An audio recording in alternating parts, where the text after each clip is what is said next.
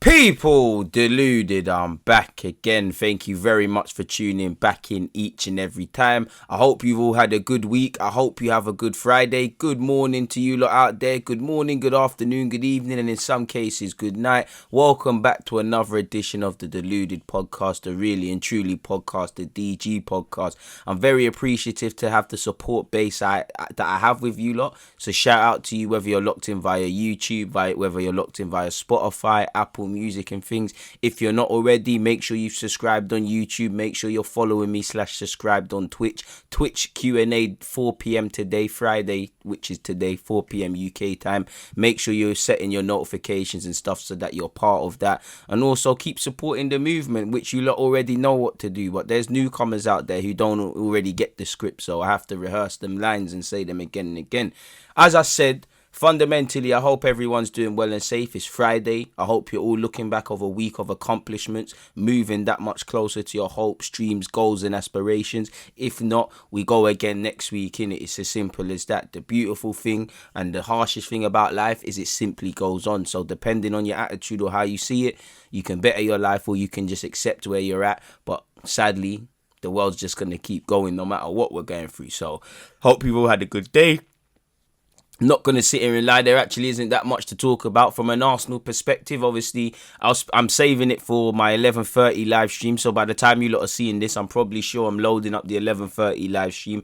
Daniel Ek, his name, we've been wondering, where is this guy? We've been putting out the Batman sign, where is he? And he's been nowhere to be seen in terms of Arsenal's transfer business, especially because we're linked with positive names. We did do some business early. I know the bulk of the business, the nitty gritty, addressing the midfield, getting a centre half at this moment in time over the line, even though Ben White has signed his deal to the public, it's not known. And obviously right back, there's still glaring areas in our team that in my opinion will fall short, obviously with the exception of centre half because Ben White is coming in, so it is what it is. If you're a Chelsea fan, Jules Kounde could be signing for you lot. Apparently, they've tracked him for 2 years. I know there's concerns over his height, but for me, having watched him blossom at Seville and come into the game at Bordeaux, I think he's a good signing for them. Obviously, he's got a long way to go. You saw in the international period in the Euros, he's still got a long way to go before he really hits them quality levels. But I think he's a quality player. He might not be the biggest or the tallest or the most composing of figure, but that Jules Kounde guy, he reads the game well. He's got scope to grow and develop. He's good with in terms of being a modern day defender. He's good with the ball at his feet. For his size, he is good in the air in my opinion. He is a good reader of the game. He is a confident player, and for 50-60 million euros, which you're seeing them negotiate, there's talk of throwing Zuma in there. Zuma's actually been linked with West Ham. I'm sure that'll be a good signing for West Ham. That's a big signing for Chelsea, and it kind of addresses the elephant in the room, what I feel is Chelsea at centre half, because Thiago Silva's been a great player, was a fantastic signing for Chelsea, and he'll be an even better leader this season. But, his best days are past him. He's not got 10 years in the tank. Rudiger allegedly wanted a new deal to draw him as one of the club's top earners. While I like Rudiger, I don't think Chelsea should ever be in that. And obviously, it could get complicated, because if they were to bring in Haaland, that complicates their wage structure in itself. So again, you don't want to bring in these big money signings and then have someone like Rudiger on big money, or you take a leaf out of Arsenal's book where you've got mediocre players on ridiculous wages, to the point where, not that I'm a pocket watcher or I watch people's finances, but some of these players, you genuinely cannot believe the sums they're on, in a good and bad way. There's good players in this team, you can't believe they're on such modest weekly fees, and there's some average players. There's a third choice left back at this moment in time that is on 100 bags. I'm pretty sure, who should, a certain guy who via Spain came through our academy, there's a centre midfielder and a centre back technically ahead of him in the right back pecking order, and a 29-year-old that's hardly used by Arteta. They're all better than him. We're a team that's done the expensive free signings of Kolasinac, Willian and Mkhitaryan. So it is what it is. I don't think Rudiger should be in that position, and maybe potentially, Chelsea, I know Rudiger was out of favour with their last gaffer. They might have to cash in on a man rather than let him walk, although it could be because he's a leader, because he gives him something, keeping him for a year and letting him leave on the free, or hoping to convince him. But I think it's 1 in, 1 out. So like I said, Rudiger's acting over his future. Thiago Silva's not going to be there forever. They want to keep Christensen. Pardon me, but time will tell. Obviously, you've got Aspilicueta isn't going to be there for too many years, and Reece James, who can technically play at centre half. So I do think Chelsea needed to bring in a centre half, maybe even another one. Not so much so this window, but it's something to earmark. Obviously, on top of that, I'm sure as Chelsea fans, the big one is the striker. I can't understand how Arsenal are linked with Lautaro Martinez, which we're not going to get, but Chelsea aren't, because at some point they're going to have to either exhaust their options and aggressively go for Haaland. Whether they get him or not is a different story. I'm sure if you're a Chelsea fan, you're hoping you get him. If you don't, then it's to be expected. It seems like he's destined for Real Madrid, but there are other targets. There's talk of Lukaku. You've got Lautaro Martinez. I'm sure there's a bunch of other names. I'm sure there's lesser talents that on the paper you don't know if you're going to get what I feel Chelsea need, considering they won the champs in their system. Someone who can get 20 league goals, but he might have the scope to be. They might have to do the potential thing. I do think it would be disappointing if I was a Chelsea fan and we never got a striker, especially after winning the Euro. I said Euros, winning the, well, to be fair, Jorginho won the Euros, so did Emerson. Winning the Champions League and things like that. You do need to build upon your squad, because on paper, if I'm Thomas Tuchel, you've got Werner there, he could be used. Tammy Abraham, probably days are numbered. You're probably looking at, and assuming no one's bought, Havertz false nine, and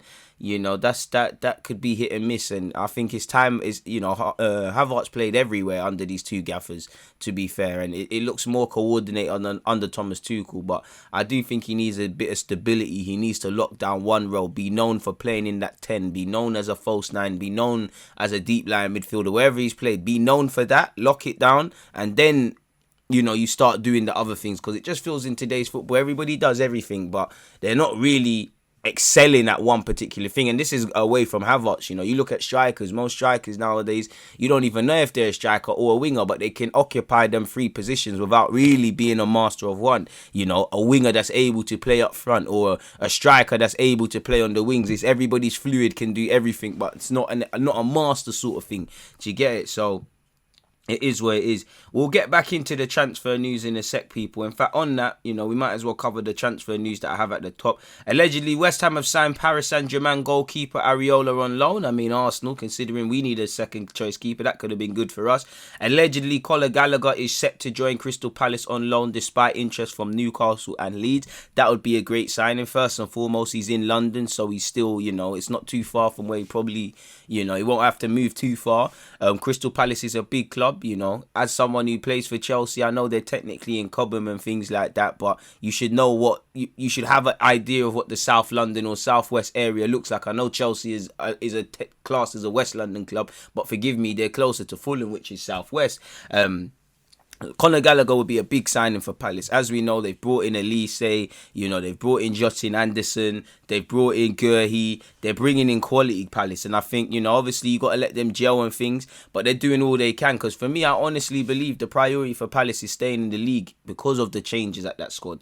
I think they've got a big team, and obviously they've got big PV4, Patrick Vieira as the gaffer, so we're all supporting Crystal Palace. Well, I am anyways when Arsenal's not playing. I'm only not supporting Palace for 2 games out of the season when we play them. And I think Conor Gallagher will be a good signing for them. I think with Conor Gallagher, he probably just needs a couple of bodies at Chelsea's to leave. The midfield is congested, and on the face of that, it's tough, innit? He can't do what Kante does, so he's not going to get ahead of Kante unless someone that's a younger Kante comes through their academy. They're probably going to buy someone else for that role. There's been talk of Declan Rice. Whether he's worth 60 million is another thing. Kovacic, unless he leaves, bro, it's difficult to get in ahead of him. And the same obviously goes for Jorginho and what he offers to the team. So it's just a sake of bodies. I do think Billy Gilmore can make a meal of things after this loan spell at Leeds. At Norwich, and do his thing. Conor Gallagher, it might just be you might have to leave, and Chelsea might say, you know what? And Chelsea understand it, I do think Chelsea could do a lot more with their young players. I do think Chelsea's bridge to the first team is overstated because of the transfer ban. And I do think there's been 1 or 2 players, Tomori, Gurhi. I'm like, why couldn't they get an opportunity? But I do think fans cry a lot about players. I think people fail to understand, while I'm not saying this should be the minimum, for just one academy prospect to be in your first team and be a proper first teamer is a blessing. Not everyone's going to make it. You're going to get the Reece Jameses, Tammy Abraham can leave with his head held high. But I'd say I'll class Tammy Abraham, Reece James, Hudson-Odoi as making it because they've been gone into the first team. You're going to have some players that probably aren't quite good enough, probably players that should be sold as well, like Conor Gallagher might be moved on. I'm not saying he's not good enough, but the pathway sort of thing. Like Tamori, like Gurhey. These guys might develop and become better and things, but certain players, it's just not going to happen. I always say it, certain players are going to be first teamers, certain players are going to be squad players, rotation options, certain people are going to be part of the team up for a couple of years and then have to be sold, and certain people are going to have to be sold straight away. You know, you can't have everyone, and at a time where Chelsea are concerned with winning the Champions League, while you want to see one or two youngsters get away in, they need ready-made guys. You know, they're not spending 60, 70 odd million euros on Jules Kounde for him not to be first choice. You know, I'm sure Tammy should get more opportunities. I'm sure there's probably a next striker there, but they're looking for a striker, and you know, Chelsea are always going to look for midfielders and wingers and things like every other team. So again, if you're not cutting the mustard, you're not there. Obviously, throw Mason Mount into that story as well with the Cobham boys who have made it. Allegedly, Dani Carvajal signed the contract extension for Real Madrid until 2025, doing what Varane and Ramos failed to do in staying at the club.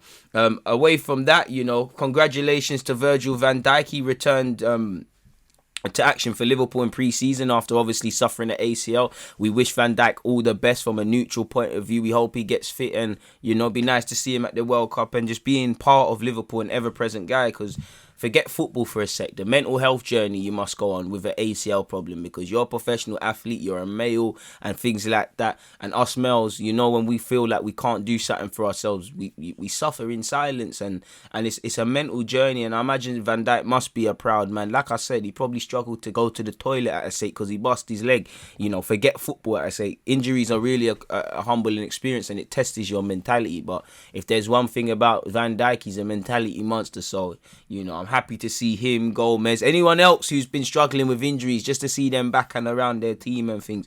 Long way to go, but it is what it is. As you lot know, I think I didn't watch the game, but Celtic lost to FC Midtjylland, I believe, people, and they're now out of the Champions League, and their manager has said blame me for the lack of transfers, and said he should have pushed harder to the board and things like that to get signings over the line. So it is what it is in that regards, folks. As you lot know, people, it's widely anticipated that you're going to need either to test negative or a COVID sort of passport to get in major venues in society. But like football, like me over here in the UK, if football's going to do it, then it's a matter of time before pubs and clubs and the rest of it does it. And one has to wonder, when stadiums are at full capacity, how actually are you in real time going to be able to conduct these tests and all of these sort of things? But for what it's worth, the Premier League wants all clubs to trial COVID-19 ticketing measures ahead of possible government-mandated passports from October the 1st. Chelsea obviously became the first top-flight club to announce fans would need proof of being vaccinated or having a negative test result in order to attend games this coming season. Tottenham will obviously trial the same measures for their friendly against my team Arsenal on the 8th of August. Allegedly, Arsenal could follow suit. We've got a game at the Emirates on Sunday, which I'm saying the wrong days. I've got tickets for it. I should be there. Clubs will be allowed to run trials in pre-season friendlies or Premier League games with the season beginning on the 13th/15th of August. As you lot know, once again and reiterating, there could be tightening of rules come the 1st of October, people. Chelsea will actually check fans' COVID status at the point of entry to the ground and are confident that procedures will be able to be in place to account for larger groups of fans arriving shortly before kickoff. However, there is an acceptance among some clubs that it might not be possible to check all fans' tickets once stadiums are at full capacity. So we're going to have to see how that one there actually develops, folks, and how it comes along and all of those sort of things, people. But who knows? If we start looking at the transfer business, people, as I said, you know, Varane's completed his move to Man United. Kounde seems to be going to Chelsea. 1 minute Paul Pogba might stay at United, then he's gone, a bit like Kylian Mbappe. 1 minute he's going to leave on a free from PSG next year to Real Madrid, then he's leaving this year, then he's signing a new deal. I also didn't say it, but as you lot know, there's too many to count. There has been 1 or 2 friendlies. Arsenal didn't go pre-season for the very reason. 1 or 2 friendlies are starting to get cancelled because of COVID outbreaks, or just to just, you know, prevention is better than cure sort of thing. I know Man City have had a bit of a terrible time with pre-season. They've had to cancel a couple.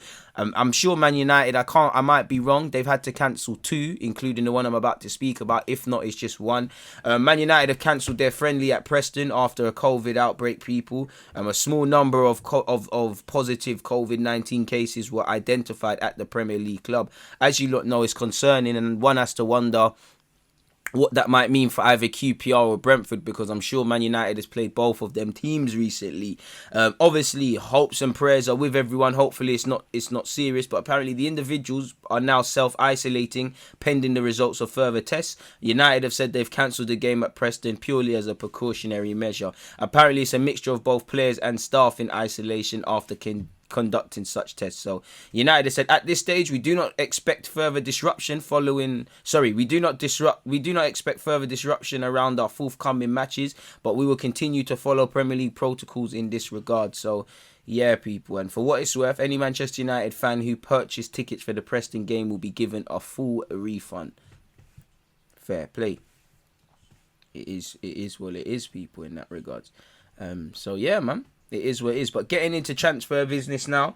As I said, if you're a Chelsea fan, you're waiting for Kounde. Man United, just seeing what's going on with Varane. And obviously, you brought in Varane, you're seeing what's going on with Pogba, If you're Celtic, allegedly Celtic are interested in signing Tottenham's former goalkeeper, England goalkeeper, Joe Hart. He played 10 times last season, people. But he actually has not played in a league game since 2018. So he might, to join a big club like Celtic, a team that could offer you trophies. I know they didn't beat Rangers to the league title, and I would love for Hart to go there and whatnot, man. To say you played for a team like Celtic, I don't think you can afford to turn that down at this stage of your career. But then again, he's got a nice gig for him at Spurs. He's clearly third choice. He's clearly someone that's probably going to get to do his coaching badges there. He was definitely under Jose, someone that was almost not a teacher's pet, but almost an assistant, but a coach, a bit like Lallana at Liverpool, echoing what the manager said and them things there. He was obviously allowed to do his media duties. I'm not sure Celtic are going to allow all of that, people. So we're going to have to see what happens in that regards. Moving on in relation to the transfer stuff, people. As you lot know, Jack Grealish seems to be the next big money signing. Man City, apologies, and Aston Villa seem to be in talks to reach a conclusion over his future. Based on some reports, they say he's torn between staying at Villa and going to City. And, obviously you would be. Villa's all he's known. He's been, Jack the lad, the villain captain and things. And he's stayed through thick and thin. He's got promoted. He's done all the business for them. He's got called up to England. I would love him to be a one-club man for Villa. But at the end of the day, he's 25 right now. What's going to happen to him if he stays there, relinquishes the chance to play in the Champions League, assuming they don't get that and win trophies.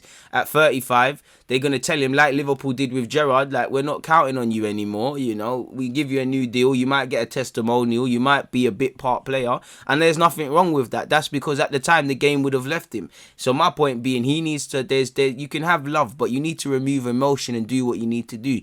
At 25, where are you going to improve more as a player? Is it at Aston Villa or is it at Manchester City? With respect to Villa, he's a big fish in a somewhat small pond. He's the alpha male. At City, I'm not saying he's not, but him being a good player, him being a technical player, him being a match winner, him being a maverick, him being one of the best in the league / in world football, it doesn't mean anything, because that should be a minimum requirement to be at Man City. You're not amazing if everyone's amazing. In that environment, you're average, sort of thing. I'm not saying he's average. I'm painting a picture. So being in a competitive environment, playing under a manager like Pep Guardiola, who is going to improve you and change your thinking and probably change you a lot off the field, what goes into your body, how you conduct yourself and things, how you hear he wants to use him. We know, for me, you could play Jack Grealish in a 4-3-3, in an 8 role. You hear that's what Pep Guardiola wants to do. He can obviously play off the left. He can play in the 10, and do all of these things. These are things you're going to get. And for him, you're obviously more likely to win sporting honours. I firmly believe people like Grealish play better with better players, with respect to Aston Villa, because obviously if they have Buendia and things, he'd link up well. But I just think you've seen little bits and flashes for how he links up with Foden on that left-hand side for England, or on the pitch for England. So imagine on a full-time basis with everybody, the many options we could sit here and speak about. So it would be stupid for him not to go. At 25, I think you've done it the hard way. You've stayed at Villa. There was many a times you could have left. You almost done yourself dirty and joined Spurs. I don't think any Villa fan can begrudge him. He actually has 4 years left on his deal, and I think Villa have a good chance of keeping him, but he's got to look at it without emotion, in my opinion. Allegedly, Pep Guardiola hopes hopes to have this deal in place in time for the Community Shield on the 7th of August. So you're looking at the next week or so. Apparently, apparently Premier League champion City, however, have begun negotiations with Villa for the playmaker, and a decision about whether a deal for Grealish can be struck and is expected to be made within the next few days. So his one seems to have more legs to it than Harry Kane. I think Harry Kane's got to do his part, people. Allegedly, Mino Rainola's offered Pogba to Liverpool. Now, I'm not sure Liverpool are going to make that happen, so it's a non-starter.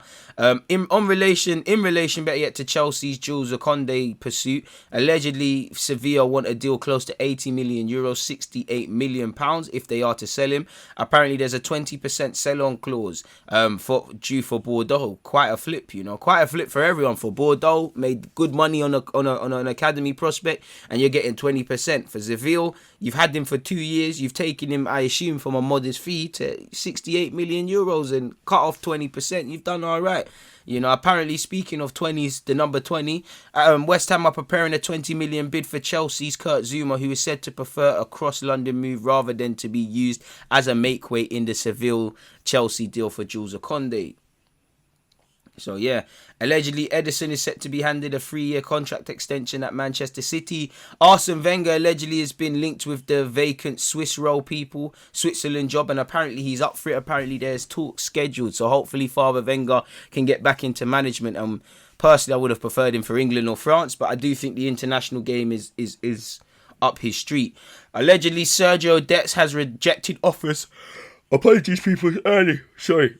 Has rejected offers from Borussia Dortmund, Bayern Munich and Arsenal to join them and leave Barcelona. Tottenham are set to increase their bid for Argentine centre-back Christian Romero. Apparently Ben White of Arsenal has completed the second part of his medical yesterday and is all but an Arsenal player. All that's missing is an announcement. Lukaku has made it clear that he does not want to return to Chelsea, allegedly, and intends to stay at the Italian champions Inter Milan. So yeah, man. Apparently, Kieran Trippier expects his move to Manchester United to take until the end of the transfer window to go through. Apparently, Arsenal are ready to listen to offers for Willian as they try to reduce their wage bill. I mean, listen to offers. You should have listened to logic before you signed him, and you're prepared to listen to offers now. You should have been trying to get rid of him. AC Milan want another player from Chelsea following Olivier Giroud and allegedly want Hakim Ziyech.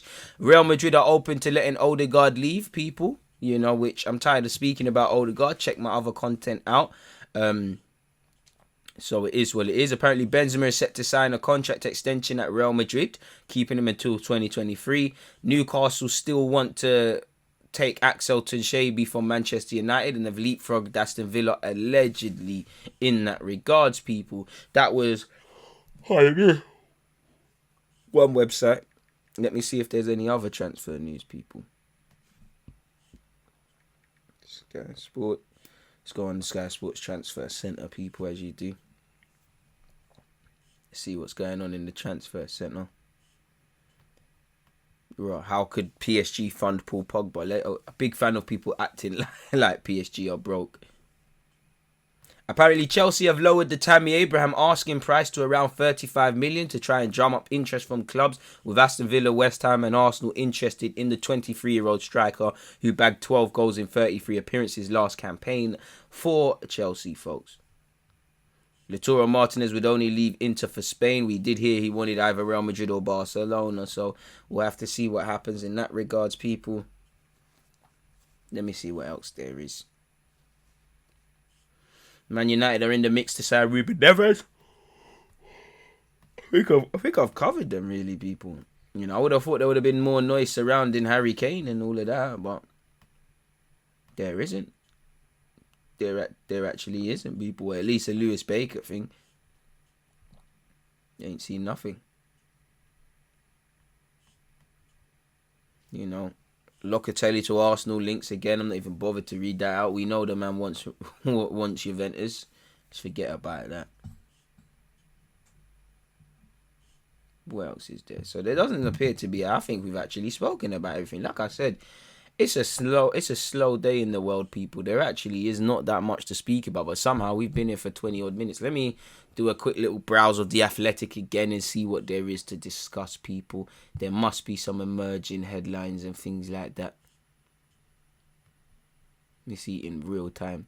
Apparently, Leicester to share plans to expand King Power Stadium to 40,000 in August. They're doing everything they can. Apparently, Freddie Woodman is on standby to start this season as Newcastle's number one, following a loan spell at Swansea where they just missed out on promotion, losing the playoff final. Alex Telles is set to miss the start of the season for Manchester United with an ankle injury. Now, he's someone that's linked with a move away. Seamus Coleman has signed a 1-year extension at Everton until 2023. Shay Given apparently has left his Derby County first team coach role. So, yeah, that's all there is in today's day and age, people, in relation to today's podcast. So, yeah, we've covered the transfers. We've touched on 1-2 other pieces and things like that. Somehow we've made it work, people. Like I said, I'm back online at 11:30 a.m. By the time you're listening to this on YouTube or whatever, it should be close to the time. So hit the subscribe button, hit the like button, set your reminders. Also, 4 p.m. UK time, exclusive to Twitch. Make sure you follow me on Twitch, Deluded Gooner. Literally that simple. It's Q&A business. I'm going to need all your questions. One love to all the supporters out there. Everyone who takes in my podcast, everyone who supports me on YouTube and the rest of it. I really appreciate it and I'm very thankful. So, yeah, please make sure you like, comment, share and subscribe. Most importantly, stay safe. And everybody listening and everyone supported, I'm wishing you a blessed, not only Friday, but a blessed life. I hope, you lot are filled with, first and foremost, good positive health. Good health is wealth. You ain't got health, it don't matter how much money you have. On the topic of money, I hope you lot achieve financial freedom and never have to struggle or worry about bills again. And I hope you lot just, any other goals in terms of leveling up, qualifications, all of these sort of things, I hope you will attain them easily. I just want the best for all of you lot, regardless of who you are, wherever you are, whatever you are. So on that topic, one love for listening and taking me in, folks. Hopefully I've provided some value. I told you lot before, I love doing these podcasts with you guys. It's one of my favorite bits of content. On that note though, however, I'm going to have to love and leave you. People, Deluded, I'm out. God bless. Peace. Bow.